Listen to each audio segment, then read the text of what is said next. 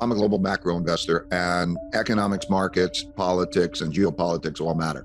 And there were three things that are happening in our lifetimes that never happened in my lifetime or our lifetimes, and that I learned before I have to study past periods. And those three things are the creation of a lot of debt and money. The second is the amount of internal conflict that we're having over money and values and what that's like. And the third is the changing world order with countries like China and Russia competing with the United States in a way that didn't exist before. It's a basic thing. Everybody agrees we need more money and we need more spending. But if you spend more than you earn, you have to borrow. And that creates debt. At first, it's credit, so it gives you buying power. But you have to pay it back, and that becomes depressing. And so in order to avoid that, central banks can print money and buy it back. But when they do that, that depreciates the value of money. So what we had was a lot of money and credit go out to a lot of people, a lot of buying power. Everybody, when they got it, they thought, oh, that's great. And somehow they seem surprised that when they spend it, the prices of everything go up. By the quantity of goods produced, you can calculate, well, the prices will change. And so that's what's going on. And that's what went on in a giant wave, the Federal Reserve and the government together. And that produced a giant amount of inflation, between 7.5% if you use year over year, or if you take the core inflation rate, it's closer to 12 and it's rising. There's some temporary influence, but it's basically because of the amount of spending. You can measure the amount of spending, not because of the bottlenecks. Buying power is what matters, right? So what happens is when inflation goes up faster than your other sources of income, you lose buying power. But somehow that seems more acceptable sometimes to people than if it was just taken out of your pocket. You see, if they, let's say, raise taxes or take it out of somebody's pocket, everybody complains, whoever's had the pocket taken out of. But if it comes through printing of money and everybody gets checks, it's more acceptable. But those who are holding money, like money market funds and bond funds, lose the buying power of that. So think about those bond funds. Those bond funds are like down about 10%, and inflation is up over, let's call it 8%. So they lost 18% of the buying power. We think of it as meaning higher prices, but to some extent, that's a rich man's perspective because they say, oh, now I have to pay more. But the reality is you don't get more stuff from that higher inflation. And so it bids it out of the hands of some people. And that hurts the people who don't get it. And so we're seeing a time now where you're going to lose buying power to inflation. And now you're going to see the Federal Reserve also tighten money and credit and raise interest rates. And when they do that, that creates less buying power. You know, they say, okay, now you can't spend as much money and the prices are going high, but they do that in their crude way of trying to reduce inflation. But you get it from both ends, the higher prices and then the higher interest rates you have to pay and the higher debt service costs and also less availability of money. So it's a squeeze, like the squeeze that happened in the 1970s.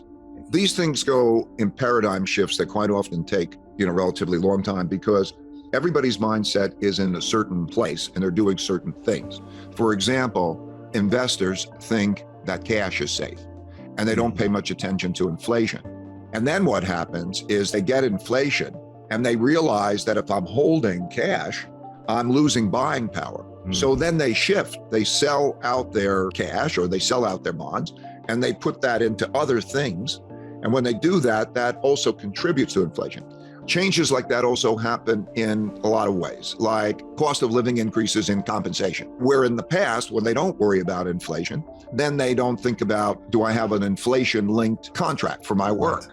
Or do I have enough inflation assets? It might be, oh, do I need to buy, I'm going to store my money in a house. And so that pendulum swing from one mindset and one positioning to another mindset and another positioning in the early stages tends to be self-reinforcing. Those actions produce more inflation and more inflation psychology until that goes to the opposite extreme. Like in the 1970s, people were surprised about what happened because they weren't used to inflation much. Then you had the inflation. And in the beginning, it swung. And then at the end of it, they said inflation will never end and everybody's positioned for it never ending. And then, of course, what happens is it's so bad that then the central bank goes the opposite extreme and then they get surprised. And so the 80s was a period which was the exact opposite of the 70s, where you have falling inflation, high real interest rates, and so on. And so the worst assets to own in the 70s were bonds, and the best assets to own in the 80s were bonds. So you see these pendulum swings that way. The amount of political polarity is the greatest since 1900. Compromise is the lowest it's been. It's measured by how voting across party lines. There are two monoliths, and they're at war with each other. And we have populism, which is you have to get on one side or the other. So when the causes that people are behind are more important to them than the system is in jeopardy. The risk of neither party accepting losing the elections is significant. The move toward power dynamics. The idea of democracy is compromise, reaching across, that the law and the rule is of a higher purpose than anything else. But when you get other things that are more important to people, that they're willing to fight for, then you get greater and greater, and it's self-reinforcing, because moderates are people who want to work across party lines and so on, and compromise are through history, through the French Revolution, Russian Revolution, Chinese Revolution, or these are civil wars. In all of those cases, the moderates, they're hurt or they're disposed of, and you have to pick a side. But you're seeing this now. The ideologies are dominant. So for example, when Elon Musk buys Twitter, the decisions he will make regarding Twitter will probably have a greater effect on our society than the decisions the Supreme Court makes. It's one of the symptoms that it's not normal economics in the usual way. So it's a different game that people should be aware of. I have a principle, which is that if you worry, you don't have to worry. And if you don't worry, you need to worry. Because if you worry about things like, if you read about the consequences of what has happened in history, and you look at the likelihood and you say, okay, we can have this kind of a conflict, or we can have that kind of a conflict, external conflict, and boy, these conflicts are terrible. Maybe that sort of brings us more together, because we have the power together if we don't fight each other in that way, and we can compromise and so on. I was just in Singapore, and what they had is they had savings. Because they have a large savings, the income from that savings covers 20% of their budget. So one generation is giving the other generation a savings, a good education, and civility. And this happens in certain places. What we have left our generation with is debts, a broken down infrastructure, and fighting. I mean, the answer is, if we're all good with each other and we're productive and we earn more than we spend, we won't have a problem. But we got to get there. If I was president of the United States, I would have a bipartisan cabinet to try to bring moderates from both sides. I'd have an economic program that was put together like a Manhattan Project, in which smart people from both sides would make changes. I have my own changes that could happen, in which they would both increase the size of the pie and divide it well. I mean, move much more toward equal opportunity, in which people are productive. I'll describe the cycle. By an order, I mean like a world order or domestic order, the system that's in place run by the people who have the power, and then they determine what the system is like. So you change orders, usually by wars, because you have a conflict, and then, okay, how do you resolve the conflict? They have a war. So World War II ended in 1945. The United States won World War II dominantly. It became the richest country in the world, having 80% of the world's money. Money was gold then. It had 80% of the world's gold. And a dominant military. It had a monopoly on that, and it accounted for half the world's economy. And so it set the rules. It's the reason why the United Nations is in New York and the IMF and the World Bank in Washington, D.C. It was the American world order because it was dominant power. Now, when you are in a dominant power, also these wars are sort of great equalizers. People come back from the war. It's not like some are rich and some are poor in the same way. There's a restructuring, and you don't have the same wealth gaps and resentments and so on. And that usually means that you have a period of peace and prosperity. Peace because nobody wants to fight the dominant power. And then they work together and they produce peace and prosperity, and that happens. And that's really does best in the capitalist system, in which capital is provided to those who have good ideas, because they say, we'll invest in you and you'll be productive and so on. But what capitalism does at the same time is it creates large wealth gaps, and it also creates higher levels of indebtedness. So it creates the large wealth gaps because it distributes that unequally. And then that can be self-perpetuating, because those who get power, like if you have more money, you can educate your children better. Gradually, you lose equal opportunity, and you produce wealth gap and you produce resentments. And you also then create larger amounts of debt quite often. That means that that's a problem down the road. Now, what happens when you become the world's largest power, this is also always the case. It happened with the Dutch, it happened with the British, that because you're so powerful in production, you go all around the world and you are the largest trading country in the world. You get more exports than other countries and more transactions are in your currency. And so everybody uses your currency, which becomes the world's reserve currency. And because it's the world's currency, different countries save in it, which means that they lend to you in it. And that increases your debt to foreigners because when they hold a bond or they hold cash in that, they're lending it to you to get the dollars back in the future. And so that is also one of the ingredients of making a top. There are the wealth gaps, there's that. And then there's also a change in generations and generation psychology. The greatest generation, in a sense, are those who fought through the war, appreciate basic things, that kind of a thing. And then what happens is when you're on top, you become more expensive and quite often more decadent. I mean, you might spend on things that are not good investments and don't last very long or whatever, for entertainment at the sake of buying. So for example, in the United States, I remember when we had a per capita income, which was 40 times China's, and we started borrowing from China. So these are the ingredients, and then you start to see that they cause problems, the financial problem, the internal conflict problem, and so on, and then the type of fighting that we're talking about.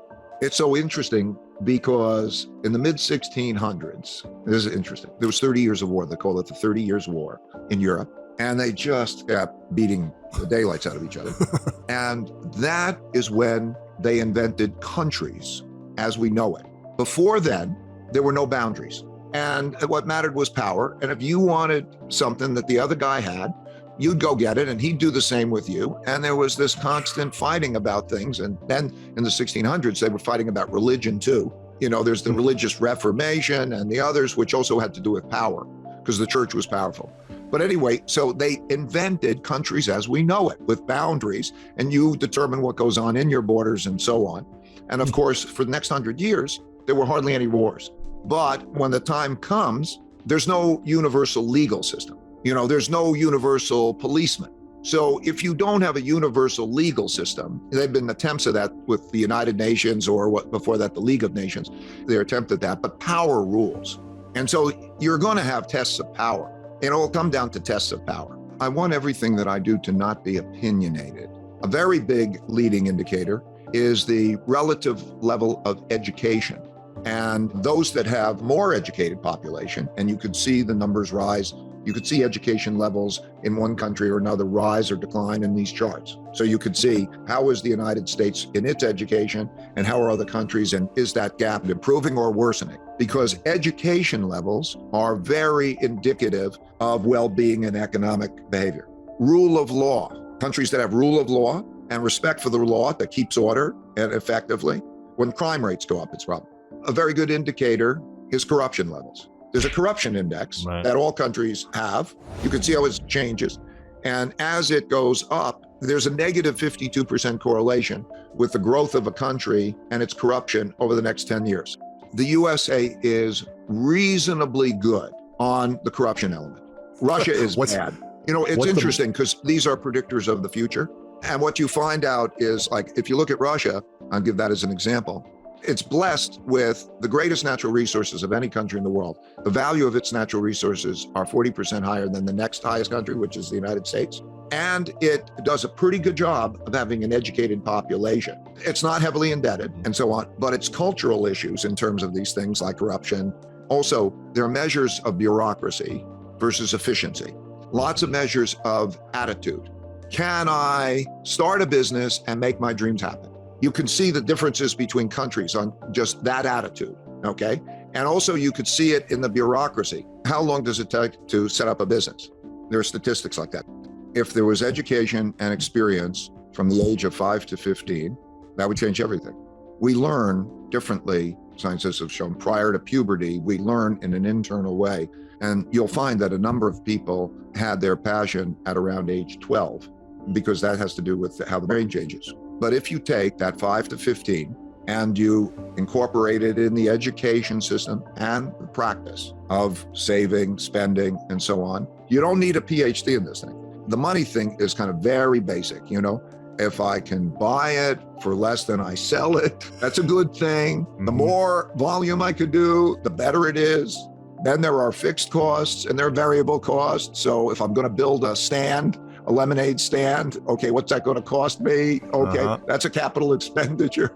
Sure. It's all the same stuff that you could learn, at those ages, and you don't. I spent a lot of time in China starting in 1984, not to earn money because they didn't have any money, but because I was very curious. And then I got to know and like the people, and I was able to help them develop their stock markets and things.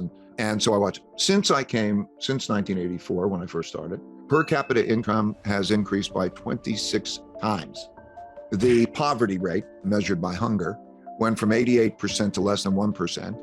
And life expectancy increased an average of 10 years. Hunger was 88%, that type of poverty. And so what has happened is they have become a roughly comparable power of the United States, in some ways a bit ahead, in some ways a bit behind, and so on. And that's in most things. If you talk about a military, is it in that region? Is it of that type, or is it another type or something? But it's comparable. If you talk about technology, when I first went to China, I would give $10 calculators to people and they thought they were miracle devices. Now, if you take it in artificial intelligence and most technologies, there depends on the one. There may be ahead in some and not. So what that means is that they've come up to be a leading competitive power. There's no other competitive power like that. Now, a lot of countries now, which is scary, are roughly comparable in military, meaning if you have a war, if we have a war with Russia, it's not like the United States is militarily dominant or so. And there, more countries have become that way. We spend more and we have bases in 70 countries, but at the same time, that means we're overextended or extended. And it doesn't mean that you'd win a war. If there was a war in Europe, everybody'd be a loser. And there are different types of wars, cyber wars, as well as military wars and the like. What we're now having is a situation where there is that rivalry that could be good, healthy competition. However, history has shown when you deal with who's going to set the rules of the game, there might be disagreements. And if there are disagreements, how are they resolved? Like the trade dispute. It's not like both sides took it to the World Trade Organization and say, we're going to plead our cases, and then you make a decision. They didn't even think about that, right? They go to, I'm going to do this if you do this. And that's where we are, sort of. So the world is breaking up into these parts where there are two sides, kind of. Like if you look at World War II, by way of example, there are the Allied powers and the Axis powers, and then they're in Europe and in Asia. And there are different alliances in Europe than there are in Asia, because each has their own interests. And it's developing that way. So when you take the Ukraine and you look at the Ukraine and that's more aligned with the other side, let's call it the Axis powers, which are the challengers to the United States and to some extent the NATO powers. And you have that conflict.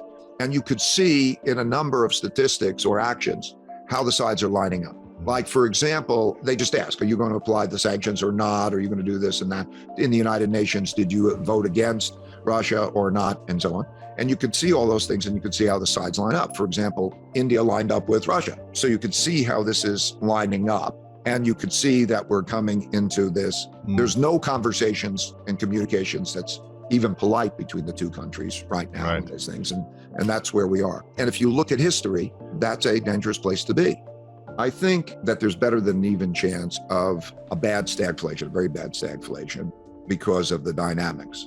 I'll say 1 in 3 chance, but I think it's actually probably higher than that we have a type of civil war, internal conflict, in which the rules are not followed, the compromises are not made, that maybe they don't accept losing an election, that there's movement of people to different states that they believe represent them better. And there's a polarity developing and they're going to different states. And that there's not obeying the central government. So now it becomes a power game.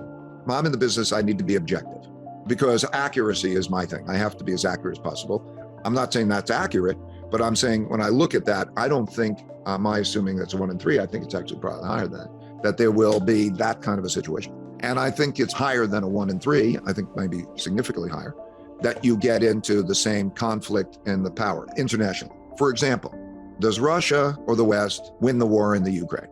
I'll define Putin winning the war as 3 things. He gains control of the eastern part of the Ukraine. Russia's economy is not devastated by sanctions. and he remains in power. So that's him winning the war, because in the beginning of that, it was worth his cost. I mean, he wants more than that. He wants a neutral Ukraine or an aligned Ukraine, but he's not going to probably get that. But that's the minimum. Now, that's him winning the war. That's also kind of the West losing the war. But if he loses the war, if he loses that, he will probably escalate, okay? Because the war is now being played as a on-the-ground, armies to armies, and with sanctions. But he has other weapons. And rather than go down, he will probably escalate. That's a game of chicken. It's a very dangerous game. And there are other issues globally. For example, you're seeing these alliances work out, and the United States, for various reasons, sort of pull out of the Middle East, and you're seeing China more move in. And so these tensions exist, and power exists. There are more countries that have nuclear weapons now than there were. You know, there's even talk of joint military operations between China and Iran. And so you see these sides begin to align. So if I say that there's a 1 in 3 chance of some kind of a military confrontation, that scares the hell out of us, or that is extremely, I don't think that sounds too high. I think it's larger than that. So that means I think we're headed for some risky times, because any one of those things is not normal. It's pretty bad. If everybody worries, they don't have to worry. If both sides think about what that's like and say, we must come together and make sure that that does not happen. The best assets to not own, that's the most important, I think, is cash. I'm quoted, cash is trash. There will be a tightening here for the time being, and that tightening will have an effect. It'll hurt asset prices and so on. But cash is not the asset to own, and bonds are not good to own, in my opinion, because it's debt. It's owning somebody's debt. And you won't get a return. Think of it, the interest rate will not reach the inflation rate. So that's the problem. Then what you have to have, I think most importantly, is a well-diversified portfolio of other assets. Diversification is a very powerful tool because it can reduce risks without reducing expected returns. Now, there's lots of ways of getting what you think good investments are. They might be things you know about, local businesses and so on, or they might be stocks, or that could be maybe a little gold, or maybe a little bit foreign investing. Diversification is very important to do that in a balanced way. So I would generally say that would be what I would recommend. This was 1982, 83. I had to borrow $4,000 from my dad to help to take care of my family bills. So I remember thinking, how many weeks could I live if I lost my income? And I started counting in weeks. I think that's the way to do it. And then assume that its buying power over the next number of years can fall by 3 or 4% a year. Or if you put it in a risky investment, like stocks or something, it can fall by more. So cut that number maybe in half and have twice as much, because you have to understand that that's your freedom. That is your safety. So that first band, you must take care of that. Once you get past that and you feel, okay, I could take care of my family in a worst case scenario, then you have the freedom to then take other kinds of risk. But when you're building that portfolio, it's the same thing as when you have a lot of portfolio past that, just you want to diversify well, because you could see what happens to the markets. Every market, stock market, bond market, most markets have had times where they've gone down over an extended period, 60 or 70% in buying power. One thing I do for my kids and grandkids, and always did, was for every holiday, like Christmas or their birthday, I would give them a gold coin. And I said, I never want you to sell that gold coin until there's an emergency, a real emergency, never because you want to buy things. And the reason I did that, and they'll build over a period of time. And I said, don't even sell it. You pass it to your kids unless there's an emergency. And so you're building that savings. Because I think we so easily spend so much money on junk. I didn't like debt because of the fact that there's an obligation, and it's like, oh, if I get, then I'm going to be drowning. I'm trying to keep my head against water. This is just my own bias. But anyway, the truth is, if you find individual bets that are diversifying, that your return will equal the average of those returns, but your risk can be cut by 80%. By a bet, I mean, like if you say, I'm going to invest in the stock market, you can see whatever the bet is, look back in history, it gives you a pretty good idea of how it goes up and down, what your risks are. Do that by looking at it in inflation adjusted terms is the best way, but it goes up and down and you can see how your buying power is. If the worst case happened, what would that look like? And I'm telling you, like I'm saying, that the worst case is when you look at that is something like 60 or 70% in buying power, whether that's stocks or bonds. However, if you do that with uncorrelated investments, Like when commodities go up, bonds go down, that kind of thing, and you balance things. Then you find some part goes up when the other part goes down. And by doing that, you can reduce the risk without reducing the return. Holy Grail means if you follow this path, this will be the key to your riches. 10 to 15 good uncorrelated return streams. I always have to think about what's the worst case scenario. Can I handle the worst case scenario, whatever that is? You can be a great investor, or you can be great at anything, and it'll only be one time that knocks you out. One time will kill you. It's often the case that I believe I can produce a significantly higher return, I have, than the cost that I pay for debt. So it's a logical thing to do it, and I still don't do it much. And there's one thing about debt for consumption and debt for investment. Debt for consumption is really bad because the asset goes away and you're left with this obligation. And that's risky and it's stressful, piles up. You're living above your means. Don't do that. It's not a good idea. Whereas if you have debt for investment, you better be pretty sure that the returns on that investment will be higher than you have to give back in money in the form of both interest rates and the principal repayments. The best investments are typically those things that you're closest to, and they fall into two types. Those that affect your living standards, like I think owning a house or an apartment or your residence affects your life a lot. And the cost of it is not the cost of it. In other words, you buy it at a certain price. It's not like the thing that goes away and you consume, so you'll sell it at a certain price. And probably you'll modify it over a period of time. You'll make things, and it produces kind of a forced savings that also brings you joy and brings you a better environment, generally speaking. And then the other thing is things that you might know really, really well. Is it your own little business? But you could still take the cycle. So those are the two things that I think debt are good for. I should say that one thing, when I did that, I discovered the three forces that I mentioned.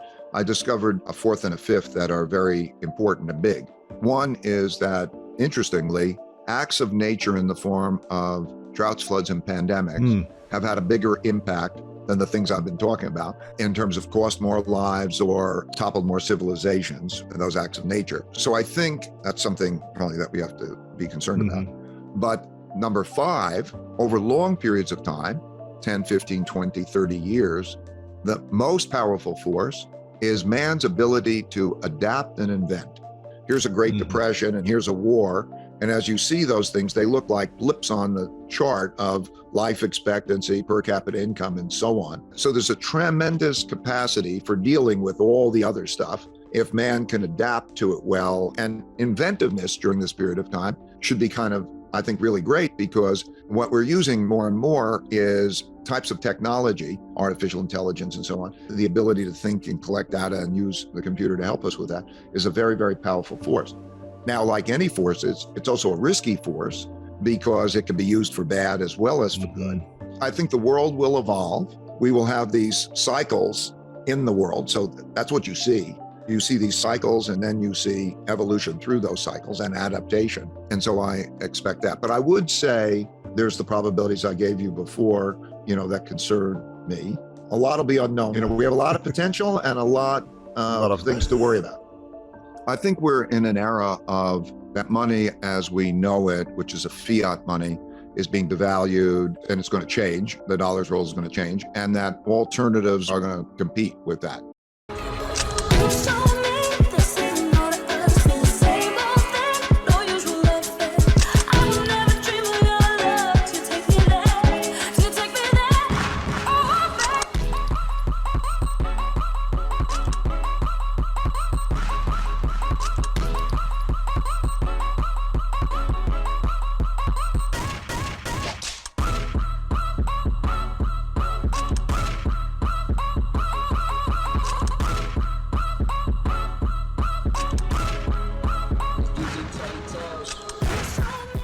So I wouldn't want to own money when you own a dollar, let's say, is in the form of a debt instrument. So you're going to get paid back in that. And I think it'll have a negative real rate, no negative buying power, and so on in almost any currency. And they're all competing.